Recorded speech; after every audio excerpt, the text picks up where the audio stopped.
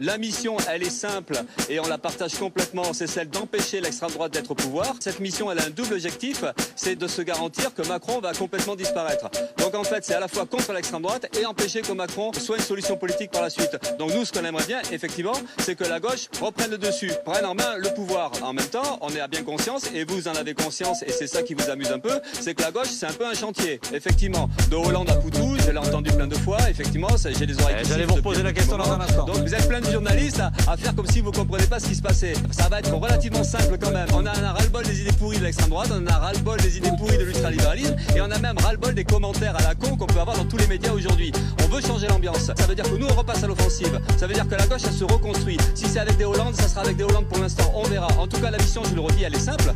C'est empêcher Bardella d'être Premier ministre et c'est faire que Macron s'en aille. Voilà. Donc nous, on aimerait bien que ce soit le début derrière après. Et c'est tout l'intérêt du programme. C'est qu'en fait c'est remettre en avant les questions sociales. C'est remettre en avant toute l'importance qu'il y a de reconstruire des solidarités. C'est remettre en avant cette idée que cette société-là, il faut se débarrasser de l'exploitation, se débarrasser des oppressions. Et comment on fait ça? On a une sorte d'électrochoc qui est lié à la dissolution de l'Assemblée nationale. Et on pense que oui, on peut ensemble faire ça, changer l'ambiance. Et ça c'est entendu, Philippe Poutou.